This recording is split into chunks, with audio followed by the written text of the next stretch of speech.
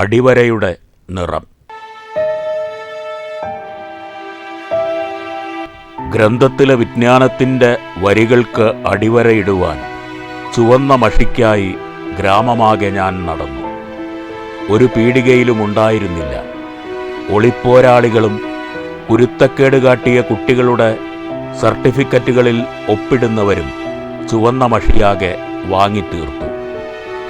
Magenta, മയിലിൻ്റെ നിറമുള്ള നീലമഷി, കറുപ്പ് ഇവയൊന്നും വിൽക്കാതിരിക്കുന്നു. എൻ്റെ വിജ്ഞാനത്തിൻ്റെ അടിവരകൾക്ക് ചുവന്ന മഷി വേണം.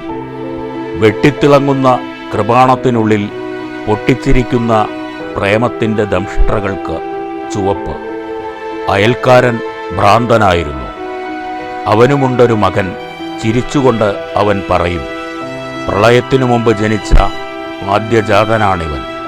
മകനെന്നും കളിപ്പാട്ടങ്ങൾക്ക് കരഞ്ഞു. മോനെ, ചെമ്പരത്തി വേണോ? അച്ഛൻ്റെ തലയ്ക്കുള്ളിൽ ചെമ്പരത്തിക്കാവാണ്. ഭ്രാന്തൻ പണ്ടൊരു ജ്ഞാനിയായിരുന്നു. ഇന്നവൻ റേസർ ബ്ലേഡ് കൊണ്ട് ഗ്രന്ഥത്തിലെ എല്ലാ വരികൾക്കും അടിവരകളിടുന്നു. അച്ഛൻ ചെമ്പരത്തിപ്പൂക്കൾ കൊണ്ട് മാല കൊരുക്കുന്ന നേരം കുട്ടിക്ക് ഒരു കളിപ്പാട്ടം കിട്ടി, തുരുമ്പിച്ച ഒരു റേസർ ബ്ലേഡ്.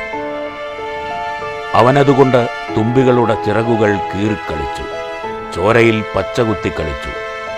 അവനിൽ നിന്ന് ഞരമ്പുപോലുള്ള ചുവന്ന കുഞ്ഞരുവിയൊഴുകി. 1.234 അളവുകളിൽ രക്തതടാകത്തിൽ അവൻ മുങ്ങി. അവനെ ശവപ്പെട്ടിയിലടയ്ക്കരുത്. ഇവിടെ കർപ്പൂരഹോമത്തിൻ്റെ ഹൃദ്യമായ സൗരഭ്യം എന്നുമുണ്ടായിരിക്കണം. ദൈവം കണക്കു ചോദിക്കുമോ എന്ന ഭയം അവനില്ലായിരുന്നു. മകൻ ആത്മഹത്യ ചെയ്തതിന് അച്ഛനെന്തിന് കോടതി കയറണം? നഗരം നിർമ്മിക്കുന്നത് എങ്ങനെയെന്നൊരു ഗ്രന്ഥത്തിൻ്റെ കർത്താവുമാണ് അയാൾ. ഇന്ന് നരകം നിർമ്മിക്കുന്നതെങ്ങനെയെന്ന് ജീവിതത്തെ ചൂണ്ടിച്ചൊല്ലുന്നു.